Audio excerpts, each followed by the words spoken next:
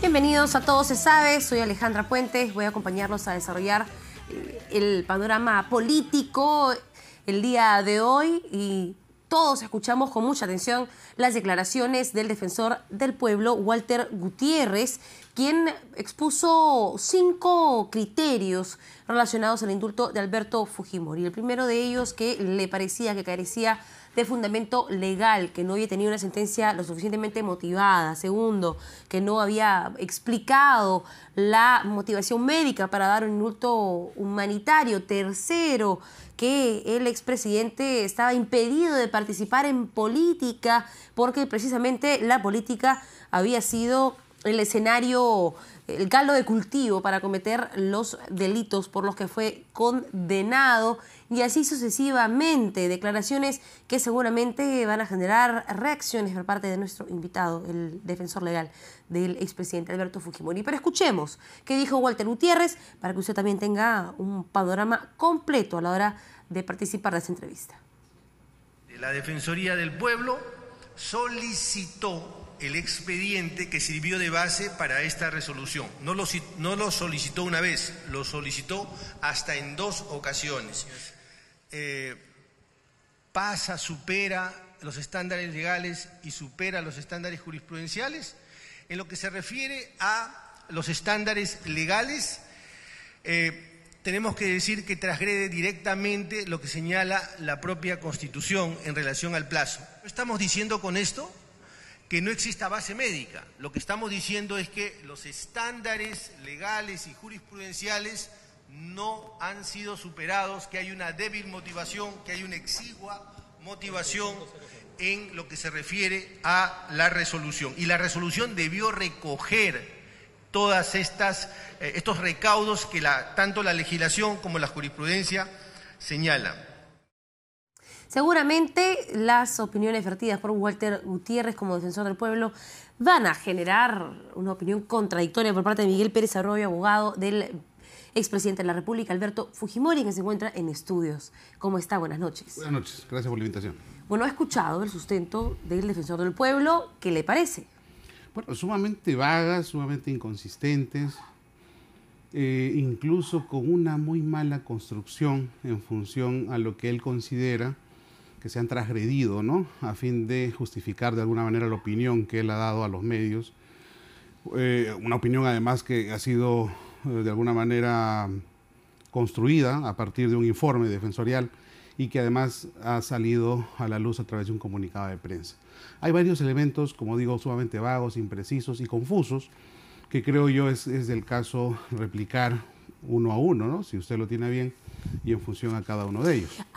Repliquemos uno a uno porque así tal vez vamos a tener un mejor panorama. El primer punto es que él asegura que la resolución del indulto no tiene motivación suficiente y argumenta que para cualquier proceso, cualquier medida que se requiere un debido proceso, incluyendo los indultos, y que ese debido proceso incluye que la sentencia esté motivada o la decisión esté motivada y que esta motivación no ha sido publicada o no tiene sustento. Sí, vamos a ver.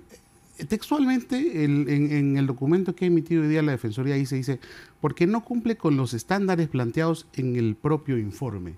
¿Desde cuándo un estándar se contiene en el propio informe que critica una decisión determinada? Esto es, si hay que hablar de estándares, hay que decir cuáles son esos estándares y deben preexistir a la opinión, ¿no?, sobre la cual se construye una objeción determinada. Él dice, no se ajusta a los estándares. ¿Qué estándares?, ¿no? Vamos a entender entonces que en las sentencias, por ejemplo, la de Crucilat o por ejemplo la de Jalilie, ¿no?, son 2 estándares que por ahí el Tribunal Constitucional ha construido respecto de lo que significa la motivación. Recordemos que en el caso de Jalilie, por ejemplo, cuando se aplicó la gracia presidencial y por la que finalmente en primera instancia el Poder Judicial inaplicó el derecho de gracia, se dijo que la motivación efectivamente era deficiente o incluso inexistente, pero cuando el Tribunal Constitucional evaluó este tema, dijo que eso no invalidaba la decisión presidencial de la gracia, que no exista motivación en ese sentido no invalidaba la decisión de la gracia. Y respecto al tema Crucilat... Pero antes de que pase el tema Crucilat, en esa sentencia que usted menciona dice que si bien no lo invalidaba, agregaba una cápite que decía que la Corte podía decidir si obviaba el derecho de gracia o no, si es que consideraba que estaba mal aplicado o no estaba debidamente motivado. En esa misma sentencia. Claro, no, es que lo que pasa es que hay una justificación especial en el tema del derecho de gracia, porque no estamos ante una situación de un derecho de gracia común, sino estamos ante una situación de un derecho de gracia humanitario en la que la justificación... A eso se refiere Gutiérrez. ¿Por qué? Porque el derecho de gracia que fue otorgado por el presidente Kuczynski, Alberto Fujimori, tiene dos líneas. No está motivado en ese sentido, diciendo, y lo dice textualmente, no explica las razones por las cuales el Estado renuncia a la persecución del delito. Eso estamos hablando de los 5 puntos. En cuanto a Patibil. Claro, estamos es el primero, el de la motivación. Lo que pasa es que estamos hablando de indulto y gracia presidencial. En ambos casos subsiste la motivación humanitaria. En ambos casos. Por tanto, es ocioso pedirle que para un caso se explique una motivación humanitaria y para el otro se explique también la motivación humanitaria, porque en ambos es la misma. Pero no debería dentro de estas dos líneas donde se dice que se otorga la gracia presidencial, decir por los mismos motivos, por último. No, pues, pero vamos a ver. Es que son dos cosas distintas. No me digan que no hubo motivación. Sí hubo motivación. Que la motivación sea deficiente, que no le guste a la gente, que finalmente pueden criticar respecto de si convence o no convence, pero hay motivación. El tema Jalili dijo claramente que no la invalidaba, pero que exigía ciertamente una mediana motivación, que es lo que dice también el Tribunal Constitucional. El Tribunal Constitucional no te dice que hagas una motivación de 50 páginas o de 100, solamente te dice que motives, que justifiques. Pero no 2 líneas. Hombre, vamos a ver, no te dice ni 50 páginas ni te dice 2 líneas, simplemente te dice que motives. Y en el caso crucial es más puntual, lo que te dice es que la motivación, o mejor dicho, la justificación para la alusión a un indulto no debe ser arbitraria, es decir, no debe no existir motivación, no debe no existir justificación. En este caso, la motivación en este sentido se justifica a partir de la existencia de este motivo que finalmente hizo que se otorgue el indulto, que es el motivo humanitario. O sea, hay motivación, nos guste o no nos guste, pero además, y la motivación en este sentido es ambivalente, sirven para los dos motivos y siempre es la misma. Bueno, Walter Gutiérrez no está acá, así que vamos a tener que asumir un poquito su rol para poder generar un debate más interesante. ¿Qué me parece que podría decir Walter Gutiérrez en esta situación? El motivo humanitario que sustenta supuestamente el indulto es que las condiciones carcelarias perjudican la salud de Alberto Fujimori y por eso debe estar preso, debe estar libre.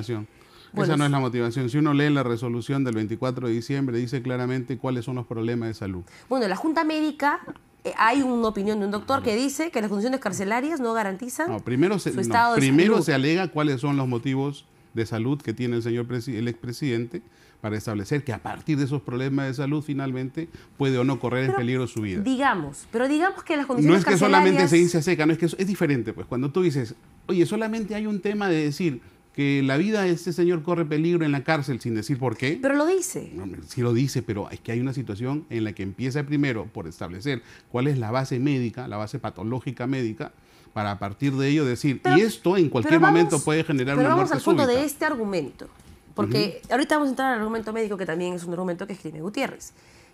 El argumento para dar el indulto humanitario son razones médicas, aduciendo que tiene ciertos problemas y que las condiciones carcelarias los empeoran. Y se le da el indulto humanitario. Pero lo que dice Gutiérrez es que eso no es un sustento suficiente para hacer que el Estado deje de perseguir delitos, como en el caso de Pativilca, que se va a ver este viernes. Entonces dice, ya, perfecto, la razón humanitaria es un motivo suficiente para que no esté en la cárcel ahorita. Y alguien se ha preguntado si esa es la función... ¿Por qué tiene que ese ser el mismo motivo por el cual se evita perseguir delitos? Sí, efectivamente, entiendo lo que quieres decir. Pero alguien se ha preguntado si eso que ha dicho Gutiérrez está dentro de su marco funcional de competencias. ¿Qué protege un defensor del pueblo? Protege al individuo frente al Estado. Pero ahorita vamos a eso. No, protege, es que hay que empezar por ahí. Primero vamos al punto 1. Porque él dice, no, porque es que no debería haber hecho esto, porque el señor cometió graves delitos. ¿Y desde cuándo en el tema del indulto humanitario prima la gravedad de los delitos versus la salud del sujeto que es beneficiado? Hay un tema constitucional en torno al indulto. Hay un tema de facultades constitucionales y atribuciones al presidente de la República. Y tengo acá en mi mano la Constitución y dice que es facultad del defensor del pueblo intervenir en procesos constitucionales a fin de defender los derechos humanos y principios de supremacía constitucional. Al defensor del pueblo le compete todo. Todo. No, No es vinculante. todo en función a lo que significa la relación Estado-individuo, porque es justamente defensor del pueblo, no es defensor del Estado. Para eso el Estado tiene sus procuradores. Para eso el Estado tiene sus procuradores, para que defiendan al Estado. Pero ¿quién defiende el defensor del pueblo? Justamente al pueblo, a menos que consideremos que el señor Fujimori o no es ciudadano o no es parte del pueblo. A ver, y el señor Fujimori, entre otras cosas, ni siquiera le tiene... leo lo que dice la Constitución para que después no digan que uno está inventando cosas. El defensor del pueblo es el órgano constitucional autónomo creado por la Constitución. Su misión es proteger los derechos constitucionales fundamentales de la persona, de la comunidad, y supervisar el cumplimiento de los deberes de la administración pública y la prestación de servicios públicos a la ciudadanía. Es correcto. Los deberes de la administración pública incluyen, pues, en este caso, el indulto a Alberto Fujimori y las facultades presidenciales. No son vinculantes. Por lo que diga el defensor del pueblo tanto, si no el es señor ley, defensor, no si el es- señor defensor ha querido adscribirse al 162, porque usted ha leído el artículo 162 de la Constitución, lo ha debido hacer de tal manera que no afecte igual a los derechos de una persona, porque no hay que olvidar que el indulto también es un derecho fundamental o un derecho humano. Pero en este ¿por qué caso. la opinión del defensor afecta a la persona si la opinión del defensor no es vinculante en ningún sentido? No genera ley, no genera sanción, A ver, no te genera pongo proceso un administrativo. te pongo un ejemplo por el utilitarismo que ha surgido en este tema. ¿La opinión de un perito o de un experto en alguna materia es vinculante? No lo es. Es apreciativa y es esclarecedora. Es lo que hace normalmente un perito frente a un caso. ¿Usted qué cree que es lo que va a hacer la parte civil el día viernes en el caso Pativilca? ¿Qué cree que va a hacer usted? Van a coger el informe y lo van a añadir como insumo procesal al tema Pativilca. ¿Qué cree usted que va a hacer la Comisión Interamericana el día 2 de febrero en Costa Rica y la defensa de las víctimas o los agraviados en el caso Barrios Altos y La Cantuta? Van a coger el informe y lo van a introducir también como insumo para la resolución. En el fondo y materialmente, ¿de qué está actuando aquí el informe de la Defensoría y de qué rol está jugando el defensor del pueblo? Prácticamente de un amicus, ¿no? De un perito, de un dictaminador o de alguien que está opinando en favor de una parte en el proceso. No nos engañemos.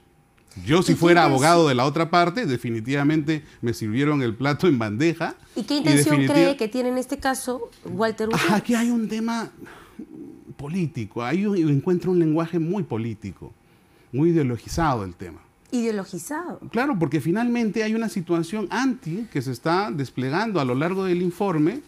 Por eso le decía yo, hay que leer con Pero pinzas el utiliza informe. argumentos jurídicos, no digamos vamos a ver, cuando ideología en dice, sus palabras. vamos a ver, ¿es argumento jurídico decir de que el señor Fujimori se debe abstener de realizar toda clase de acción política? ¿Es jurídico? Bueno, lo que él argumenta es que No, al darse... Yo sé lo que argumenta, pero ¿a usted le parece jurídico ese No, pues, argumento? pero, a ver, usted y yo nos hemos empapado del tema, hemos leído todo y hemos escuchado las declaraciones de Así Walter es, Gutiérrez así 20 es. veces, pero nuestra audiencia no, pues. Entonces hay que refrescar la memoria. Ya, perfecto. ¿Qué dice sobre ese tema?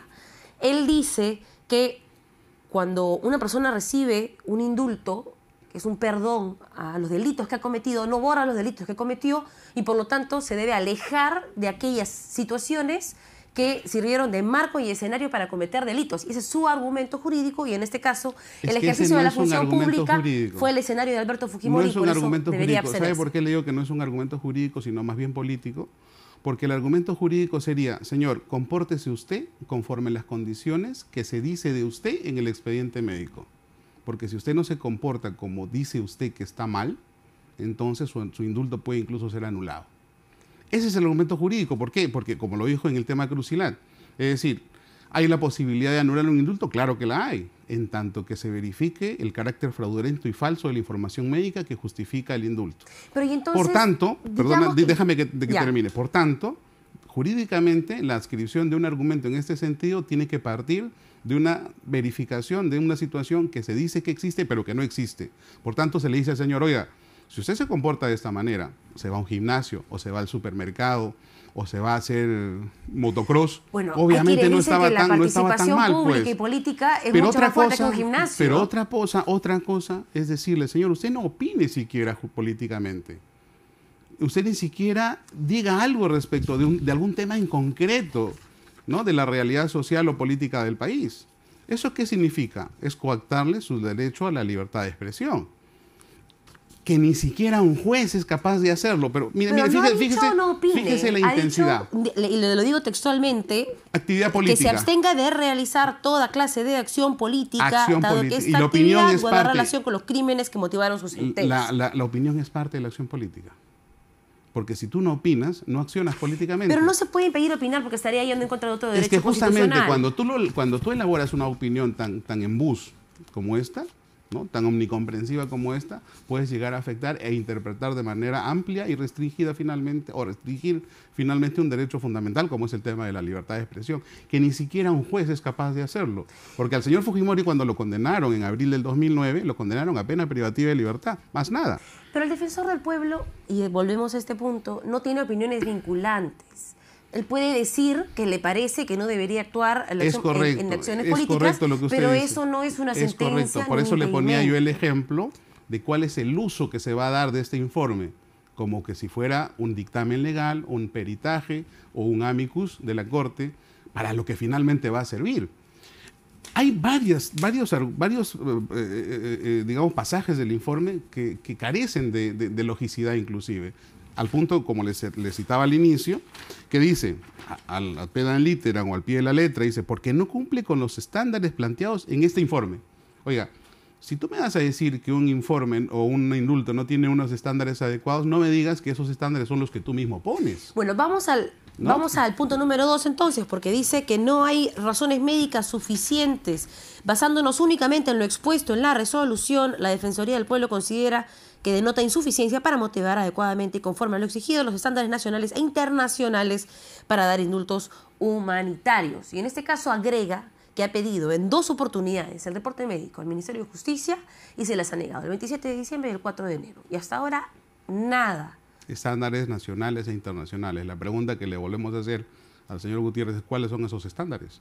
Los únicos 2 estándares con los que se mide normalmente este tema en Perú son Jalilí y Crucilat. Y los 2 no le dan ningún sentido de razón. Porque Crucilat le dice, tu justificación no debe ser arbitraria, y no es arbitraria aquí. Y segundo, el tema de la motivación, aun cuando es deficiente o inexistente, no anula el carácter de la gracia. Déjame terminar. Antes de continuar. Sí. A ver. Ni siquiera sabemos cuáles son las motivaciones médicas porque las hemos conocido a través de su médico de cabecera, Alejandro Aguinaga, justamente y ahí una voy. resolución Justamente que se ahí filtra. voy. Déjeme terminar. Sí. Y una resolución que se filtró a los medios de comunicación porque el Ministerio de Justicia no los ha publicado y no le ha informado a nadie. Y en este caso sí es un deber, de acuerdo a la misma ley que ha citado el Ministerio de Justicia, revelar este tipo de información sensible a la Defensoría del Pueblo. Ya. Entonces, ¿por qué no lo hacen? A ver, yo les ¿Por qué cito... no les dan la información médica para que el defensor diga, bueno, sí, pues hay sustento médico suficiente, acá está? Yo les cito el artículo 25 de la Ley 26842, la Ley General de Salud, que dice claramente que la información médica tiene carácter reservado y además agrega, el profesional de la salud o el técnico o el auxiliar que proporciona o divulga por cualquier medio información médica relacionada con una persona en concreto, incurre en responsabilidad civil y penal. Pero no si estamos no hablando, le gusta la ley, pero hay no que estamos cambiarla, ¿no? No, pues, pero Tiene estamos iniciativa hablando legislativa también el señor defensor. de un indulto humanitario, de un informe de la Comisión de Gracias Presidenciales a favor de este indulto humanitario, y eso ya deja de ser parte de la confidencialidad del proceso. Eso ya es un proceso que compete al Estado en su totalidad y esa información que está pidiendo el Defensor del Pueblo. Por último, se le puede dar la información al Defensor del Pueblo y si él la divulga, se la da el proceso a Walter Gutiérrez por haber incumplido la ley que usted cita, pero que él tiene derecho a recibir esa información, eso está en la Constitución. Pregunta, ¿a quién le corresponde develar esa información? ¿Al Estado o al paciente, señor Fujimori? ¿Y por qué el paciente, Según señor la ley. Fujimori, no la devela? Según la ley, ¿se la han pedido? Usted podría entregársela de parte, Hombre, de buena vamos a voluntad. ver, ¿se la han pedido? Le pregunto a usted, ¿se la han pedido? Bueno, se lo pido yo ahorita, No, ¿no pues la se la da? han pedido, pues. No se la han pedido. ¿Entiende? O sea, no puede decir que no se la han dado cuando no le ha pedido a la persona adecuada. Probablemente no conoce el alcance de la ley, el señor defensor. Pero obviamente lo que hay que saber es lo que dice la ley. Yo en la defensa privada he trabajado temas también de defensa respecto ¿Y del por qué tema... no la divulgan? Si ustedes están tan convencidos de que la justificación del indulto humanitario es absolutamente clara y transparente, ¿por qué no publican sus registros médicos? ¿Por qué no publican los informes que lo sustentan? y se acaba la discusión. Bueno, pero pues hay ámbitos de gestión que no corresponden hacerlo de manera oficiosa, ¿no? Porque en todo caso ya el Estado me parece que ha incluso brindado toda esta información a la Corte Interamericana, ¿no? Entonces, si es que eso ha ocurrido, lo que obviamente no puede ocurrir es bajo cualquier pretexto y bajo cualquier fundamento, ¿no? Decir, oye, dame esta información aun cuando no me ampara la ley, o hay una norma que establece claramente ámbitos de prohibición en ese sentido. Es información sumamente reservada. Pero iba al tema este que mencionaste hace un momento. ¿Qué es lo que pasa? Da la impresión de que se quiere ocultar algo. Porque si una persona está enferma... El defensor lo que hace es trabajar un ámbito de sospecha a partir de los parámetros internacionales. Yo se lo planteo solamente como abogada. Digamos, yo soy abogada de Alberto Fujimori y este viernes una corte va a decidir si es que me continúo investigando en el caso Pativilca porque no cree que esta sentencia, esta gracia presidencial que se me ha dado está suficientemente motivada. No haría todo lo posible para convencerlos de que estoy enfermo, de que ha sido una decisión motivada por razones humanitarias para que se me deje de procesar. ¿No es eso, digamos, un imperativo mayor para defender a Pero Alberto ese no es Fujimori? el objeto de la audiencia del día 26. El objeto de la audiencia del día 26 es verificar la aplicación del derecho de gracia al tema en concreto. Y el cuestionamiento fundamental que ha hecho la parte civil agraviada y personada en el caso es el tema de referido al plazo, ¿no? Y además también porque supuestamente aquí hay un tema de inaplicación en función al tema de los plazos. Ese es el tema fundamental, ¿no? Obviamente ese día estableceré y establecerá la defensa los ámbitos de justificación necesarios para que se diga claramente y se tenga en clara opinión cuál es el sentido del plazo, cuáles son los momentos en que debían contarse y obviamente cuáles son los sistemas de contabilidad aplicables a este tema. Y obviamente la sala decidirá. Pero lo que usted me dice no es materia de discusión. Porque si estuvo bien dado, no estuvo bien dado, si hay justificación médica o no, eso no es materia de discusión. ¿Por qué? Porque entre otras cosas, según usted, la motivación. Entre otras cosas, señora, lo que pasa es que aquí estamos ante una situación de gracia presidencial con facultades discrecionales por parte del propio presidente y que el mismo defensor del pueblo reconoce. No necesariamente. El defensor del pueblo asegura que el indulto humanitario tiene límites, y ese es otro punto de sus argumentos, y que tiene límites normativos y de jurisprudencia que no se han cumplido. ¿Cuál es esa jurisprudencia? En este caso, dice que la discrecionalidad del presidente podría ser evaluada cuando se analice el sustento material, la oportunidad y la conveniencia del ¿Cuál es esa indulto. jurisprudencia? ¿Sabe cuál es esa jurisprudencia que cita el señor defensor? Una sola sentencia de la Corte Interamericana, no en sentencias de cumplimiento en cuanto a supervisión, sino en cuanto a temas declarativos y la prohibición de dar indultos genéricos o de indultos comunes, que es la sentencia de Gutiérrez Soler. Hay que diferenciar las cosas. Lo que pasa es que si dice que no hay sustento médico, entonces no sería un indulto humanitario, sería un indulto común. Vamos a ver, lo que él dice es que la jurisprudencia dice que esto no procede. Eso no es correcto, pues. No es correcto. O sea, lo que pasa es, como vuelvo a repetir, aquí hay una enajenación a lo jurídico. Se han apartado de lo jurídico, ¿no? Apartándose de lo jurídico, está haciendo la de amicus curiae para la parte contraria o para la parte de las víctimas. Y es clarísimo, y usted no me va a quitar la razón el día viernes, la parte civil va a coger este informe y lo va a alegar. Y el día 2 de febrero la parte civil va a coger, o los abogados van a coger este informe y lo van a introducir. ¿Y por qué no ustedes entonces revelan el informe médico de Alberto Fujimori y pueden así utilizarlo en el proceso para contrarrestar el argumento que va a utilizar? Acciones legales, hay situaciones jurídicas que obviamente la parte contraria tiene que utilizar. Tampoco se trata de ser oficiosos en una situación cuando sabemos claramente y estamos del lado de la verdad en el sentido de la enfermedad del señor Fujimori, ¿no? Hay toda una cadena de actos médicos que se han ido dando desde hace muchos años y que justifican plenamente el estado de salud del señor Fujimori. Otro de los argumentos que esboza Gutiérrez es que el presidente de la República, por más de que tenga la facultad presidencial de dar indultos, no se representa a sí mismo, representa a la nación y que en esa situación no se ha convocado a las víctimas en el proceso y que uno de, digamos, los requerimientos o las condiciones para poder dar un indulto es el arrepentimiento del procesado. Que en este caso no existió reconciliación. Es a grandes rasgos lo que argumenta Gutiérrez. ¿Usted qué opina de ese argumento? Mi opinión se rige por la legalidad.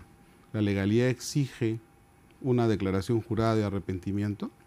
La legalidad exige una citación a las víctimas estamos ante una situación de ejercicio discrecional de un derecho, de un poder derecho que tiene el presidente respecto de un tema en concreto. Y obviamente lo que no se puede exigir es más allá de lo que la ley permite. Pero un indulto no significa que se olvide el delito. Los 5 delitos por los que fue sentenciado Alberto Fujimori siguen ahí. Tres delitos en este caso. 5 delitos. No. El 5 indulto en este caso corta la ejecución penal del delito por el que había sido condenado y por el que estaba condenado, cumpliendo prisión.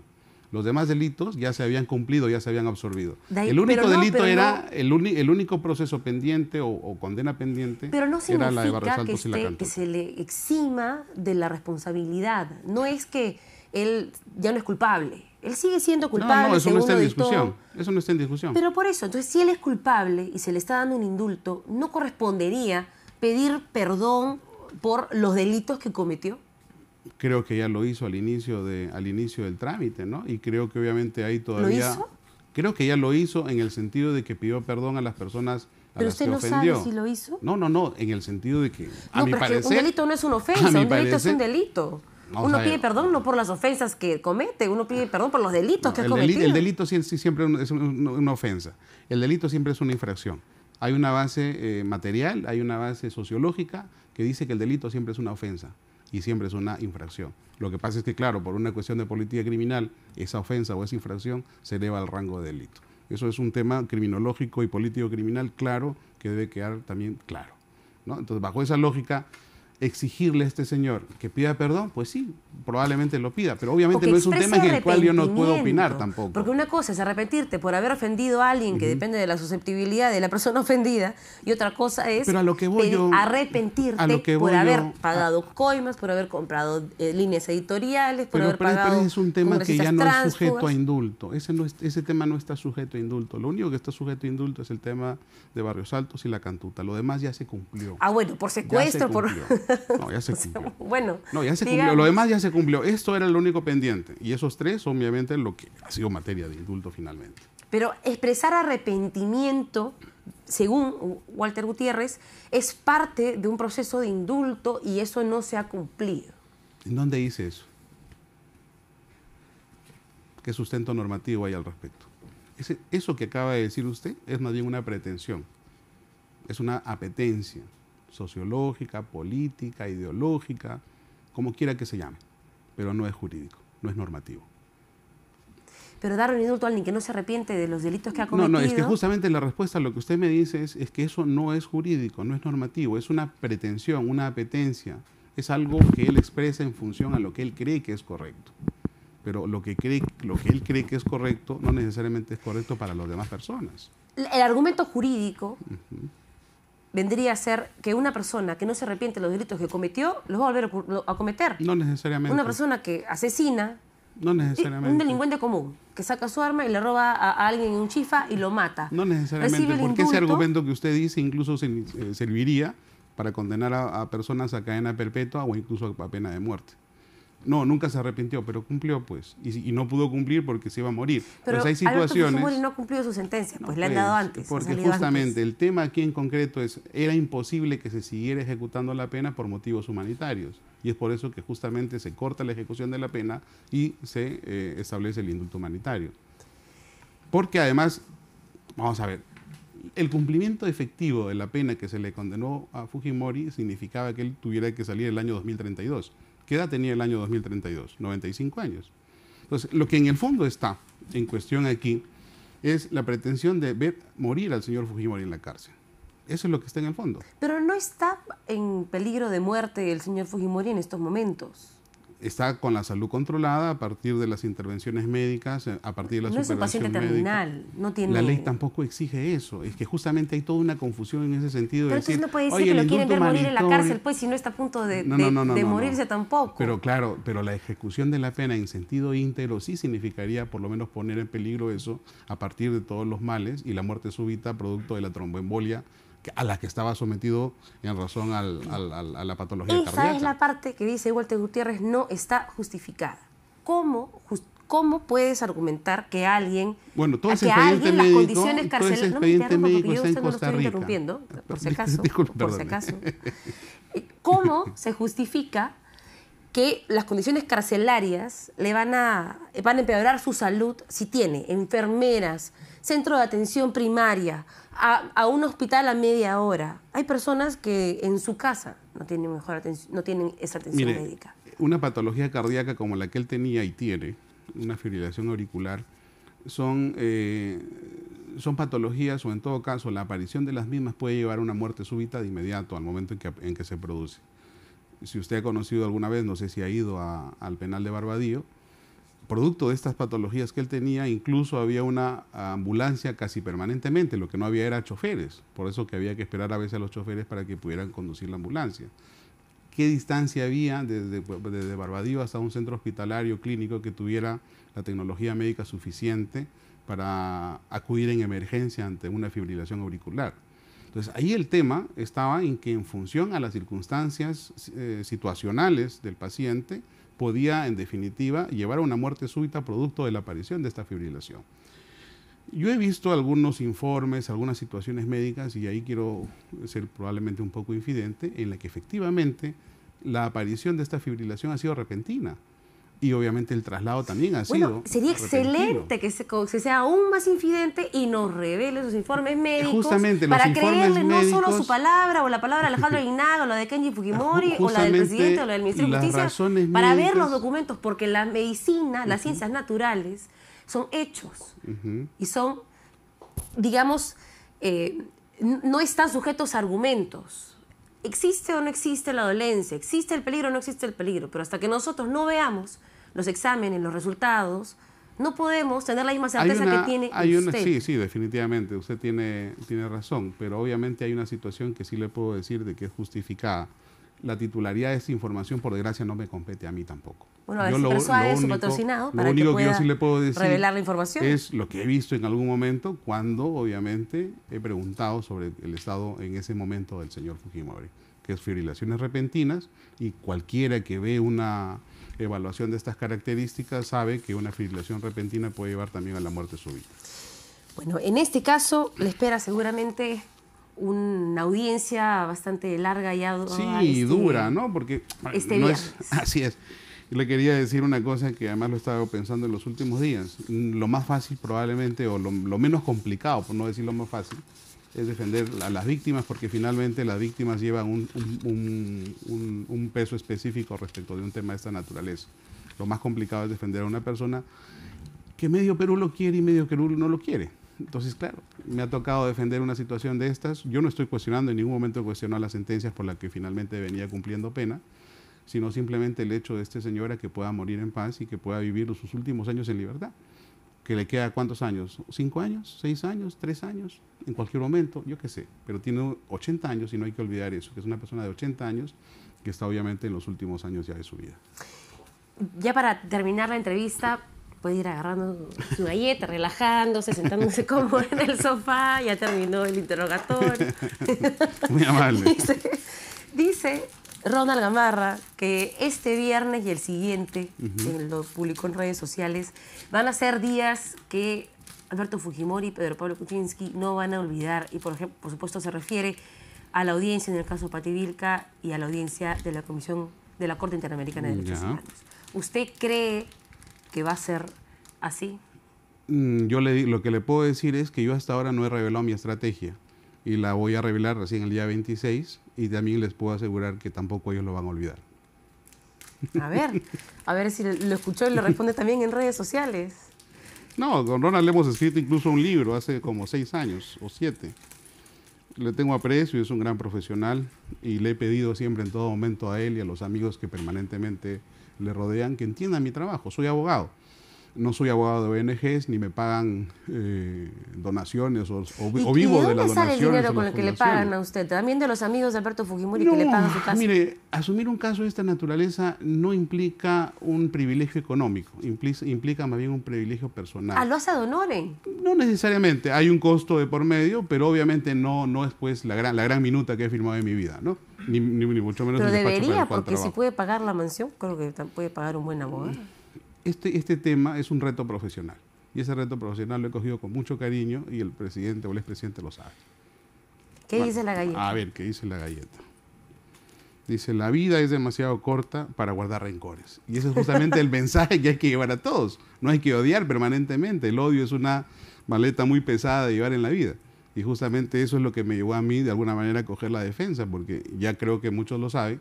Yo he participado y he sido medio activista contra la dictadura en los años 90. Yo llegué de España incluso acompañando a un grupo de gente desde Madrid, con Álvaro Vargas Llosa y otras personas más, para luchar en ese momento contra la dictadura. Y obviamente yo estoy Pero entonces aquí. ¿reconoce que fue un dictador Alberto Fujimori? Yo no soy negacionista. La historia es la historia y yo no la cuestiono. ¿Y Alberto Fujimori sabe que usted piensa así? Hombre, él me llamó a partir de un libro que publiqué el año 2009, justamente con Lorna Gamarra. ¿O lo estamos dando de fachada? No, en absoluto. A mí que me cojan de fachada es muy complicado. Tengo mis principios y mis cosas muy claras. Bueno, qué bueno, y vamos a escuchar los argumentos. Entonces, este viernes seguramente va a ser un reto. Hay que asumirlo como todo. Gracias por habernos acompañado. Gracias a usted. Bueno, Miguel Pérez Arroyo es el abogado del expresidente Alberto Fujimori y dice que el defensor del pueblo no sabe lo que dice y que todos van a enterarse de su defensa jurídica este viernes en la audiencia del caso Patti Vilca, de infarto, sin duda. Hacemos una pausa y ya regresamos.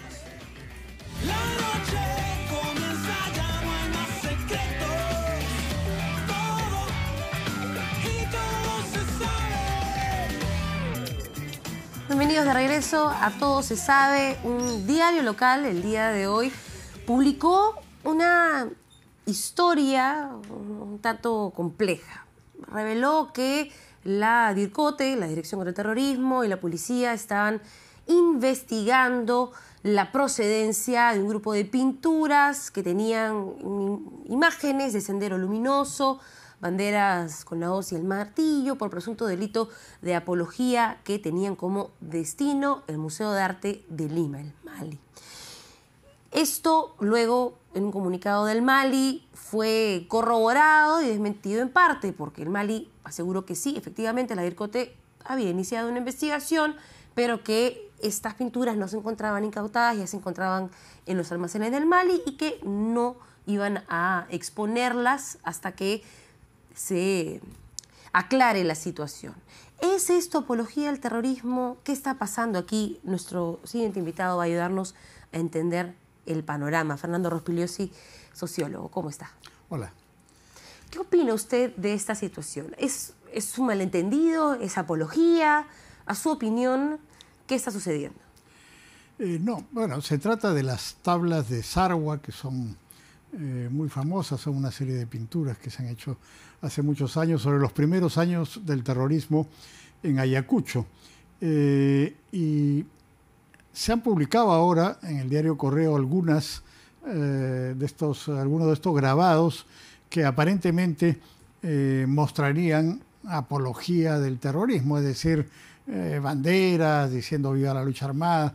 Pero si uno mira con más detenimiento las leyendas, por ejemplo, que hay, se ve que dice algo así como los senderistas lanzando sus falsas arengas para engañar a la gente, y hay otras que no han sido publicadas hoy día en el periódico, otros cuadros donde se vea, por ejemplo, masacres de los senderistas fusilando a autoridades locales. Hay otro grabado donde se ve a los senderistas reclutando por la fuerza a los jóvenes. O sea, más o menos la realidad de lo que ocurría en esa época. No se trata de los primeros años en una localidad ayacuchana. Entonces, bueno, el comunicado del Mali hoy día ha aclarado también eso, que las tablas estaban en la aduana y ya salieron y están en el Mali, que no necesariamente van a ser exhibidas, como tú decías, hasta que se aclare esto, ¿no? Ahí, dice el Mali, hay 17.000 objetos de arte y no todos se exhiben.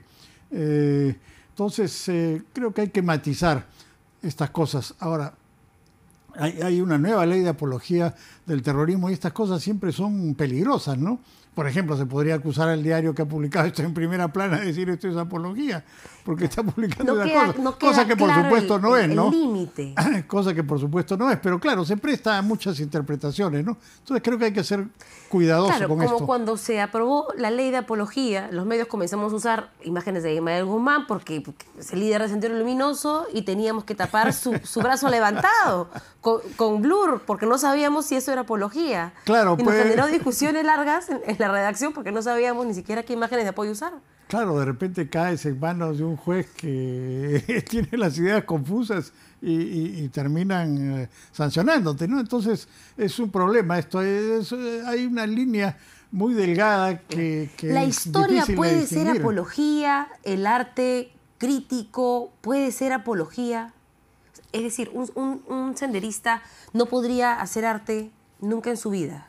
Por ponernos en el ejemplo claro, extremo. Si va a exaltar la violencia y la lucha armada, obviamente estaría incurso en lo que la ley sanciona, pero si no es así, no, evidentemente no. Yo me traslado, cada vez que hay estas situaciones me traslado a Alemania, y quienes han ido a Alemania saben que en los museos de historia hay elementos, no sé, pues los elementos de la cultura nazi, del partido, claro. Tenían tipografías, iconografías bastante específicas, ¿no? Y hay museos enteros con objetos nazis y un montón de cosas que, claro, explican la historia y no hacen apología de ninguna forma, pero digamos que hay más apertura para poder discutir la historia o recontarla en ese sentido. ¿Cree que acá eso podría ser posible? Mira, yo creo que hay una situación muy polarizada, ¿no? Y precisamente ahora lo que tú has estado discutiendo con el abogado que estaba antes sobre el indulto a Alberto Fujimori, esto ha polarizado aún más la situación política y entonces los partidarios de Alberto Fujimori dicen que él derrotó al terrorismo y están viendo cualquier signo de reaparición del terrorismo, ¿no? Para tratar de levantar la figura de Alberto Fujimori. ¿Y usted qué opina sobre esa hipótesis? ¿De qué? De que, no sé, por ejemplo, ¿cree que esta publicación, este debate, esta investigación de la DIRCOTE pueda tener ese objetivo de tratar de exaltar la figura de Alberto Fujimori como el que luchó contra el terrorismo? No, yo no creo que pueda tener ese objetivo, pero digamos, eso se usa ahora políticamente, a favor y en contra.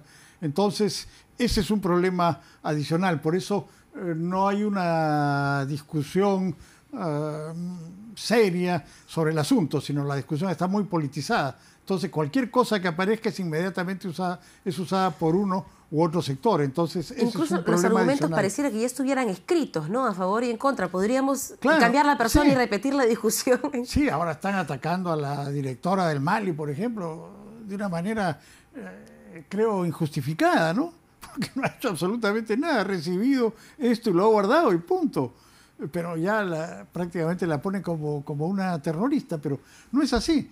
Pero, como digo, ese es el problema que tenemos ahora. La discusión política está muy polarizada, los ánimos están encendidos, entonces, desgraciadamente, prácticamente no es posible dar una discusión sensata sobre estos temas, sino inmediatamente surgen las agresiones y los ataques y los insultos.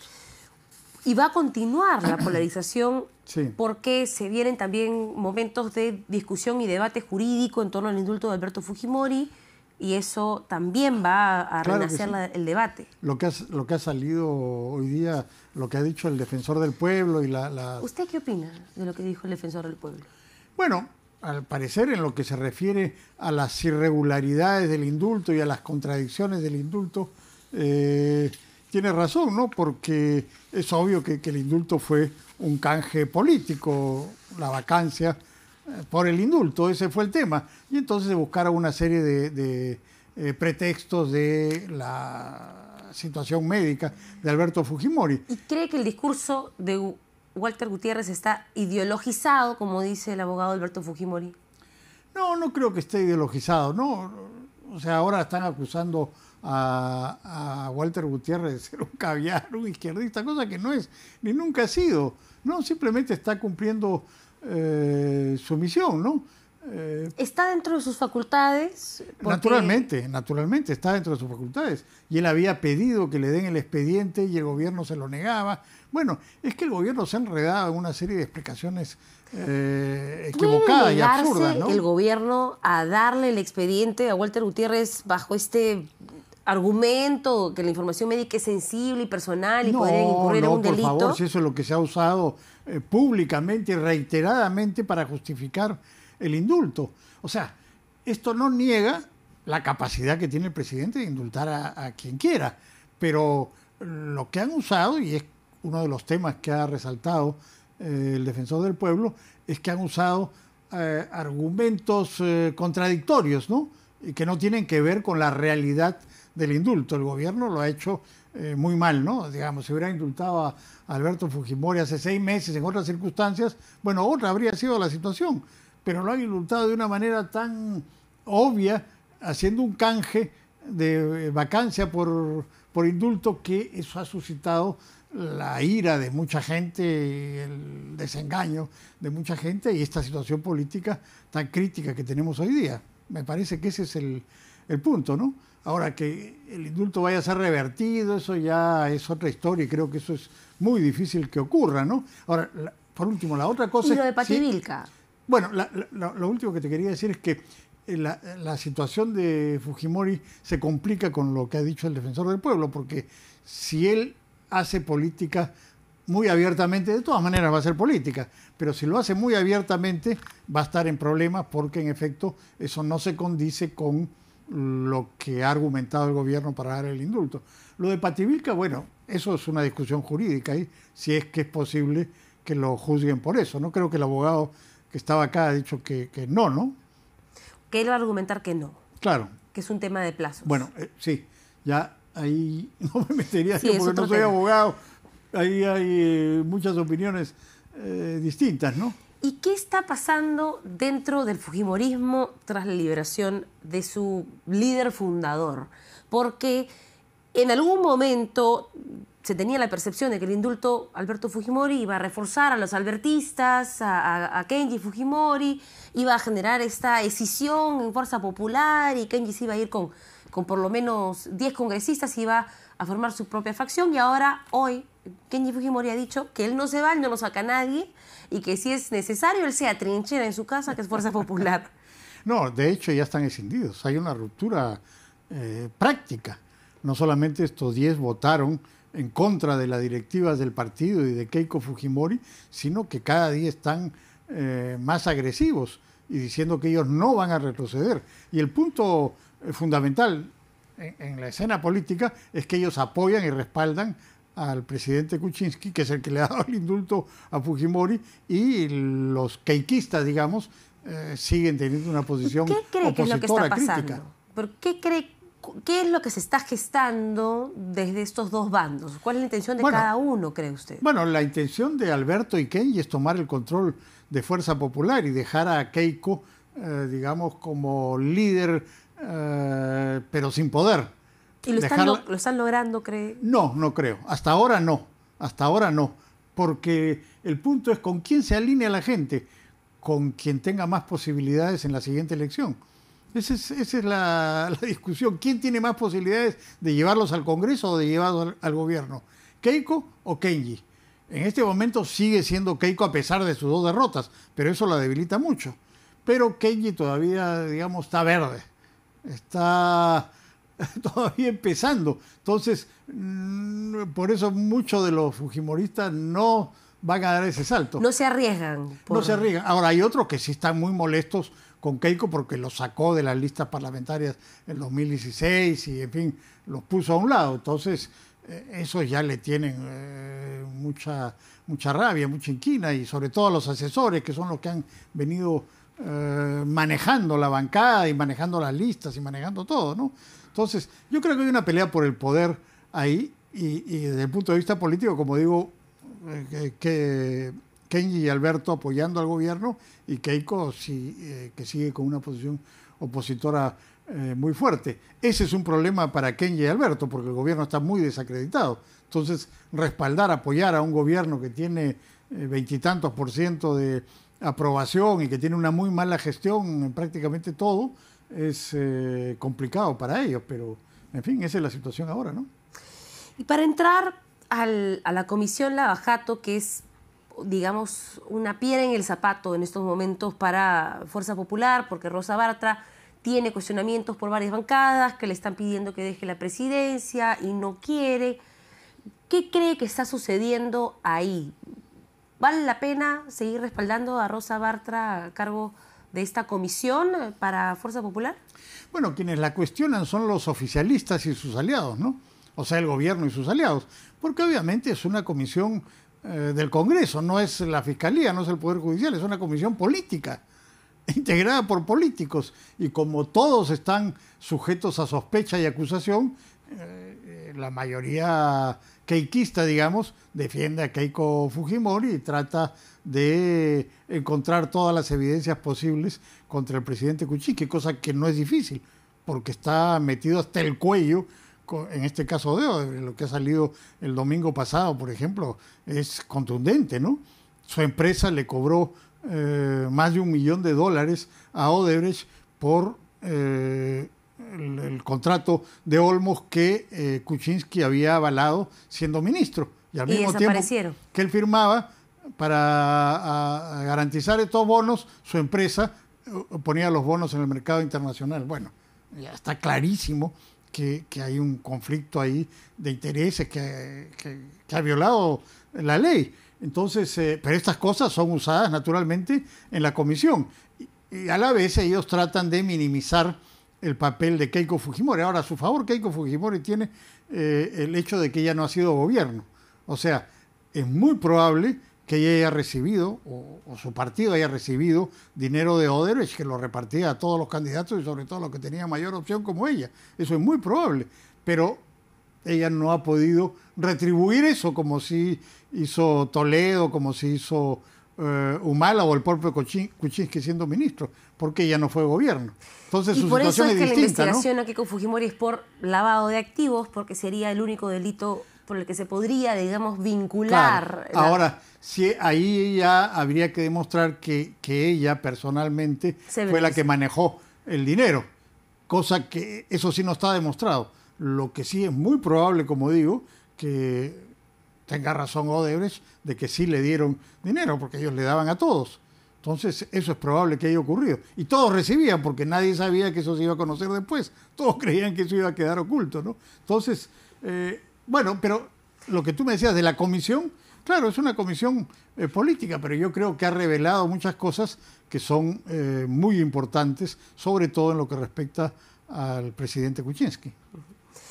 No, y si tuviera que apostar, si es que el indulto al expresidente Alberto Fujimori se va a sostener en los próximos meses, en vista de lo que va a suceder este viernes, en lo que puede suceder el siguiente en la Corte Interamericana de Derechos Humanos, ¿cree que se va a sostener, que tiene suficiente respaldo político, respaldo jurídico para sostenerse? Yo creo que sí se va a sostener.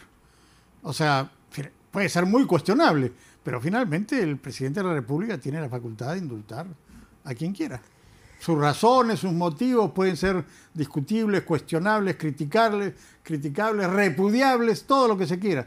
Pero yo creo que se va a sostener, que ya es un hecho y que es muy difícil de revertir. Ahora, naturalmente, los que están en contra del indulto y los antifujimoristas, para mantener viva esta llama, este sentimiento en el antifujimorismo, siempre están tratando de decir, miren, el indulto puede ser revertido para que pueda haber más gente manifestándose, en fin, que quieren dar una esperanza a los antifujimoristas, ¿no? Bueno, y ya para ir terminando, ¿y qué cree que pasaría?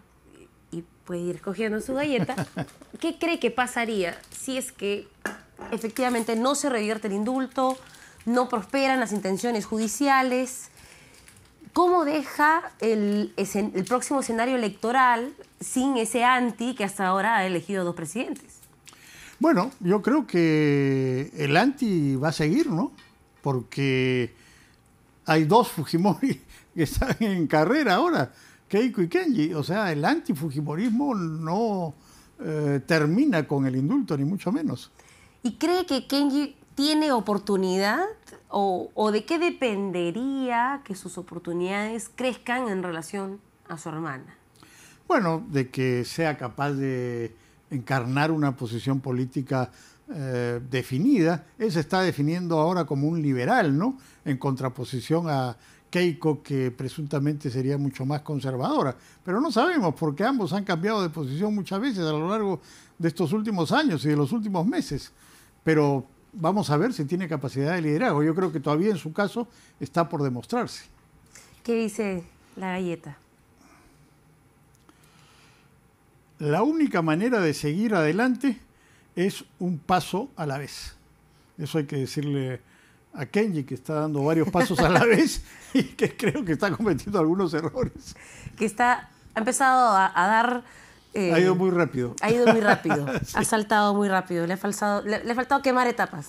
Sí. Bueno, gracias por habernos acompañado. Gracias. Fernando Rospigliosi, sociólogo. Hemos empezado esta entrevista refiriéndonos a esta investigación por apología a un grupo de obras, de pinturas que se encuentran en los almacenes del Mali, aún en una situación muy confusa que estaría por esclarecerse, y esperemos que pueda quedar saldado el tema. Vamos a hacer una pausa en Todo se sabe y ya regresamos.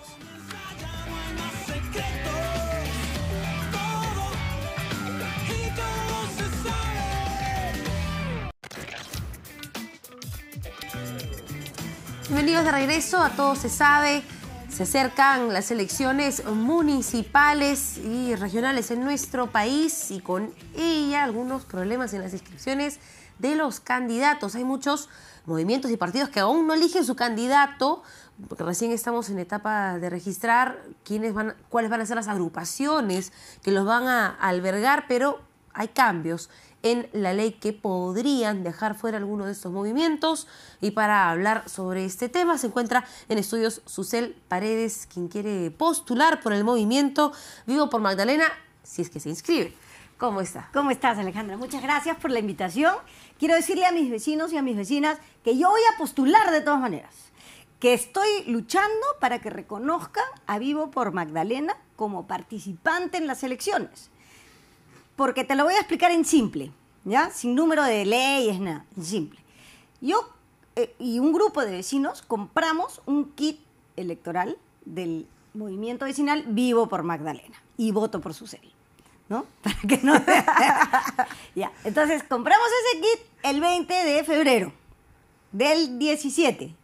En octubre, en el Congreso, la mayoría parlamentaria de los fujimoristas y otros partidos, y se adhieren todos los partidos nacionales, dicen, vamos a eliminar a los movimientos locales, especialmente a los distritales, porque le hacen daño a la democracia partidaria. Ya.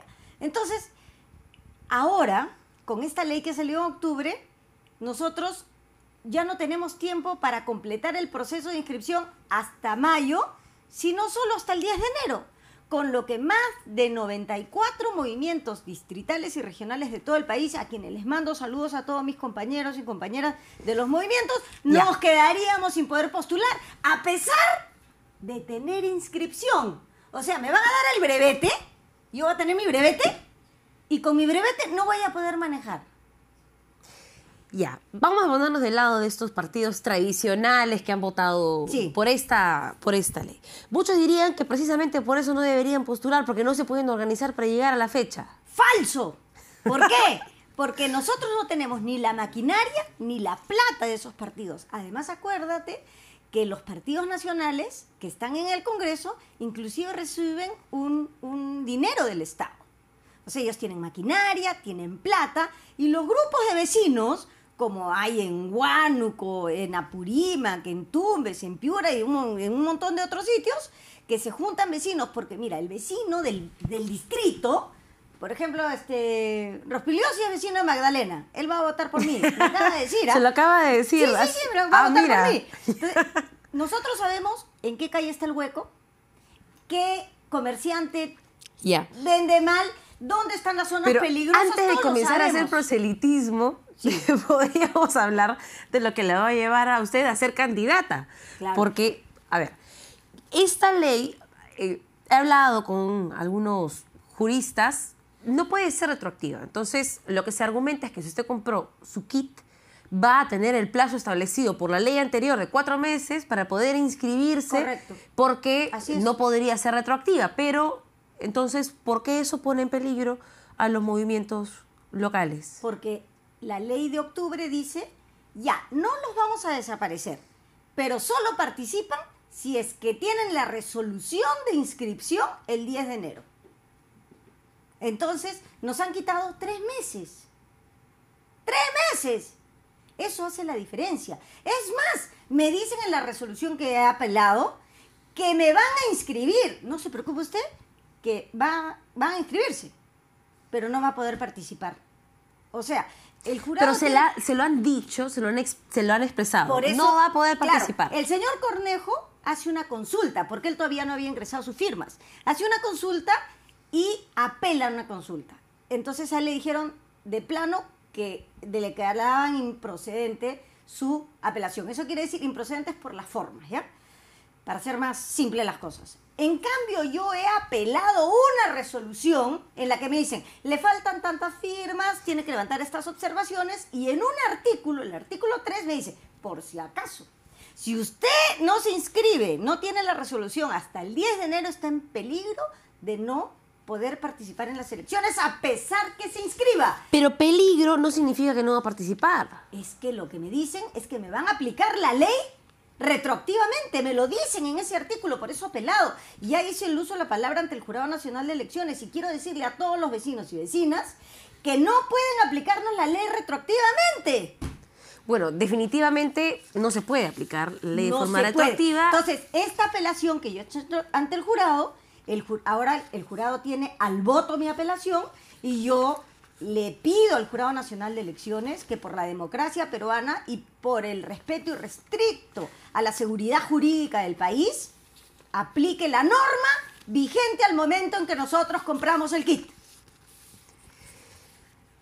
Hay argumentos que respaldan esta iniciativa de ley, de impedir que estos movimientos que se conforman solamente para las elecciones y que muchos se disuelven luego de ellas si es que las pierden o las ganan.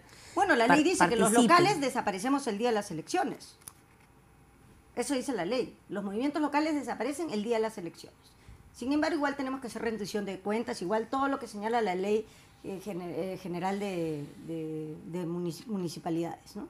Pero ¿y por qué no conforman un partido?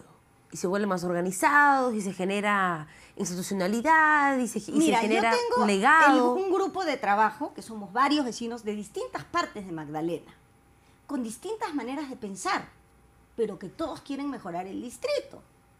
Quieren más seguridad, quieren más orden, quieren, por ejemplo, que el crecimiento inmobiliario de Magdalena, que ha sido un boom, se ha realizado desordenadamente, perjudicando a los vecinos.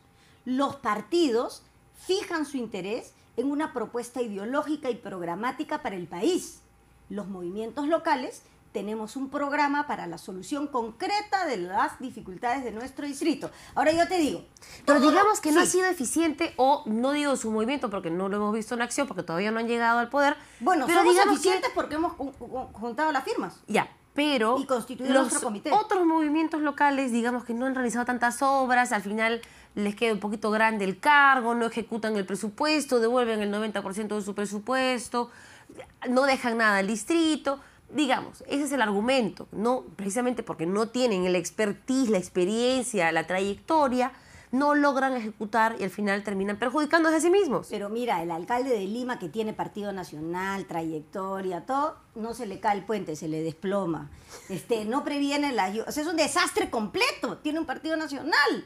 O sea, eso no te garantiza nada. Es más, a mí me preocupa, yo conozco mucho el Perú, y en el río Cenepa por si acaso es un distrito, ¿ah? El distrito del río Cenepa, con su capital Huampami, ahí tú me vas a decir cuántos partidos nacionales tienen ahí un local de la sede del Partido Nacional. ¡No tienen, pero no tienen! Y así en 50 distritos más que la gente ni sabe que existen, como el distrito del Río Santiago, por ejemplo. ¿Me vas a decir si ahí tienen o en otras zonas no tienen? Al final, entonces, si desaparecen los movimientos locales, ¿quién va a representar a esos vecinos? ¿O a esos comuneros? O a Bueno, esos... debo reconocer que tiene la energía para postular de todas maneras. Ya está practicando. Usted se toma que tengo 3 experiencia. Red Bulls. No tomo Red Bull porque hace daño al corazón. Pero tomo café peruano y tengo una pasión por servir a mi municipalidad. He Ya. trabajado en Lima, en Los Olivos, pero en tiene San una Isidro. carga en su trayectoria y se llama Susana Villarán. ¿Qué opina usted del proceso que está siguiendo en Que contra de Susana toda Villarán? persona que sea procesada por un delito debe someterse a la justicia y responder ante ella, y que en el caso que sea culpable se le sancione gravemente, y en el caso que sea inocente se le reconozca su inocencia. Yo no tengo ninguna citación siquiera con relación a ese tema, porque yo he estado en la calle ordenando la ciudad. Yo he estado en la calle revisando que la gente pueda vivir mejor. Yo no he tenido nada que ver en esa parte. Y eso es, ¿sabes cuál es mi especialidad? Mi chamba, el orden. El orden y Pero la lo mismo seguridad. dice Susana Villarán, que ella no tenía nada que ver, perdió la memoria, no se acuerda los nombres, quién firmó, quién hizo, quién preguntó. Yo lo que te puedo decir es que quien comete un delito, así sea mi madre, tiene que responder a la justicia. Mamá, yo no tengo, por favor, mañana después mi mamá me va a molestar. Va a regresar Pero- a su casa y no la van a abrir la puerta. No, mi mamá vive en otro sitio. Pero así tiene que ser, porque en la familia y en las amistades, quien se equivoca tiene que responder a eso. Ahora yo te digo, Susana Villarán vive en la más absoluta austeridad. Ella vive como una monja de clausura. Entonces no hay ningún signo de riqueza que diga que se ha enriquecido. Pero ¿y cómo pagaron la campaña del no? Porque Eso lamentablemente así ella no tenga que predios. responder, como dice Gustavo Guerra García, si se hubiera hecho, hubiera sido preferible perder la revocatoria, perderla, a tener dinero que no correspondía. Por eso la mejor manera de hacer campaña es caminando y ir casa por casa. Bueno, espero que usted opte por esa solución y que no lo esté Así ha visitando sido. Odebrecht y todas las, No, a mí me y todas encanta las Brasil. consorciadas. Me encanta Brasil desde 1985. Sí, pero que no fui le al embelecen Rock con in su Rio, acento. Pero no tengo nada que ver con ninguna empresa, ninguna compañía. Cuando trabajé en las municipalidades que he trabajado, como Lima, Los Olivos, que son municipalidades complejas, tenía una fila de gente invitándome a almorzar. Yo decía, yo solo almuerzo con mi familia o con mis amigos. Y jamás he tenido relación con nadie. ¿Tú sabes lo que es ser gerente de fiscalización en Lima? Te quieren corromper cada 30 segundos. Es plato plomo. Y si no te dejas corromper, te amenazan. A mí me han amenazado de todas las formas. A mí me han tenido que poner seguridad. ¿Y entonces por qué quiere ser candidata? Porque me gusta. ¿Qué hago? Me gusta.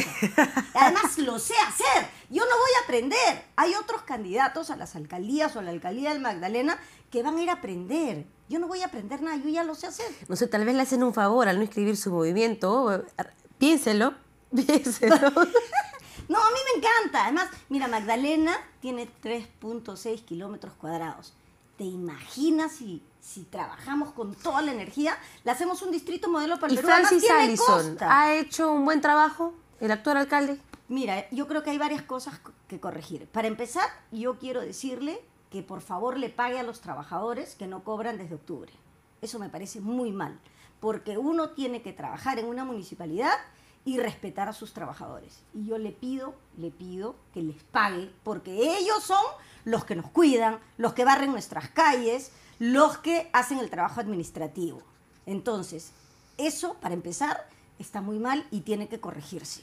Y es un distrito con un montón de contribuyentes y edificios nuevos que tienen nuevos contribuyentes. Algo está mal, tiene muchísimas deudas, más de 3 millones de soles en deudas. Queremos saber por qué en 12 años no ha podido tener una caja en azul.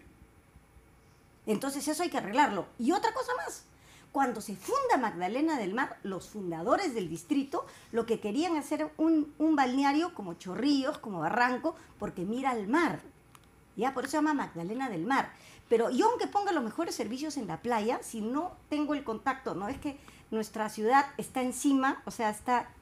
Pero no me vaya a Eso hay hacer que puentes arreglarlo. como los de Susana Villarán, que están incompletos y están en fierro y al final no han podido ser usados porque estaban mal Tenemos que hacer diseñados. rampas, tenemos que hacer las rampas y los mejores arquitectos van a trabajar con nosotros. Los mejores Bueno, eso del dicen Perú. todos, bueno, y la No, labia es de que yo candidato tengo- ya yo la tiene. Yo tengo pruebas de que mi palabra la cumplo. Yo dije, voy a trasladar la parada. ¿La trasladé? ¿O no la trasladé? Ni Velasco pudo, yo sí pude. ¿Por qué? Bueno, Porque con estrategia esa... y decisión con ese y carácter sin seguramente robar, sí. uno puede hacer las cosas. O sea, yo no estoy diciendo que yo he acomodado, pues, ¿no? Y todo, ahora anda el mercado Santa Anita. Anda el mercado Santa Anita, excelente. Y la parada yo la he visto. Además, mis abuelos eran agricultores y yo he visto cómo los comerciantes abusaban de los agricultores. Si es que no se llega a inscribir su movimiento, o si es que se inscribe el movimiento pero no le dejan inscribir la candidatura y ocurre Voy algún a problema de postular esos. a la alcaldía de Magdalena Pero de ¿qué todas medida va maneras. a tomar? ¿Constitucional? ¿A quién va a apelar si es que...? Bueno, ya peleé al jurado, ahí queda eso. Tengo entendido que hay un movimiento que se llama La Suma de Todos, que está ya presentando una acción de inconstitucionalidad contra la ley y presentaremos ante la Corte Interamericana una medida cautelar porque están aplicando irretroactivamente una ley, lesionando nuestro derecho a elegir y el derecho de las personas que han firmado por Bueno, ley para Van a elegirnos. marchar, ya que pudo trasladar la parada, van a marchar, va a convocar Es gente, que porque si son no- 70 y tantos movimientos, gente debe haber que quiere protestar. Pero están en todo el país y ellos están Bueno, que haciendo paguen la su lucha. pasaje, pues está barato el pasaje en bus, que vengan acá. Vienen de todas partes. Te digo, estamos permanentemente comunicados.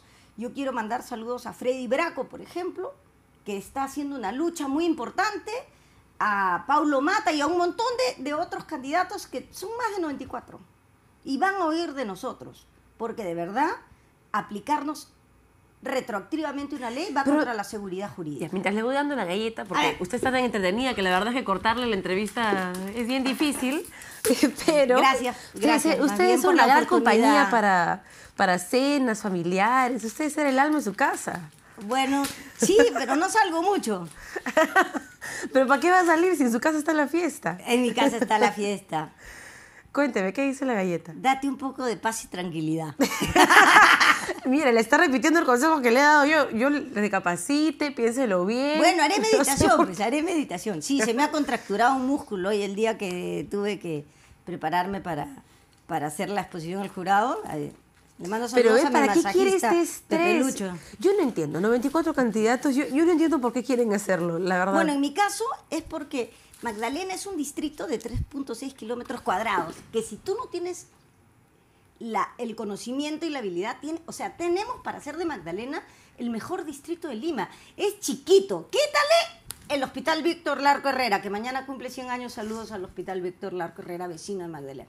Quítale el Puericultorio Pérez Arraníbal y el Cricket. ¿Cuántos kilómetros te quedan? Es chiquitito. Si eso no lo podemos hacer el mejor distrito del Perú, es pecado mortal. Eso sí puedo hacerlo. Lo voy a porque sé firmar cómo. y si la eligen, le voy a decir que ha cometido un pecado mortal si es que no es el mejor distrito del Perú. Tiene le que tomo ser, la palabra. tiene que ser, porque mira, tenemos todo, tenemos vecinos muy bien preparados para que trabajen en la municipalidad y aporten lo que saben a nuestro propio municipio. Bueno, gracias por habernos acompañado. Gracias, Alejandra. Ha sido un placer estar contigo. La verdad, deme un poco de su energía. Yo no sé qué toma, qué hace, qué deporte hace, pero la verdad es que a nosotros nos falta un poquito de su energía. ¿Sabes qué te da energía? La ilusión. Bueno, hay que mantener la ilusión entonces, y si es que no nos dejan inscribirse, volvemos a tener una entrevista y vamos... Porque siempre hay un vamos a plan B, seguir. Alejandra. Bueno, qué bueno que tenga plan B, C. Usted Tengo- debe la tener vez planes, pasada pero en hojas así para regalar. Me dio insomnio y como a las 5 de la mañana dije, Dios mío, estoy como en el plan P ya. Pero es que siempre hay que tener alternativas ante una situación adversa en todos los ámbitos de la vida. Bueno, muchísimas gracias, Susel Paredes, por el movimiento Vivo por Magdalena. Está luchando por su inscripción, al igual que otros movimientos en nuestro país. Y vamos a ver qué sucede en el Jurado Nacional de Elecciones. Hay que darles tiempo, no hay que tampoco pretender que se va a cometer una injusticia antes de que se cometa, hay que estar prevenidos, pero aquí estamos para mantenerlos a ustedes informados. Esto fue Todo Se Sabe. Gracias.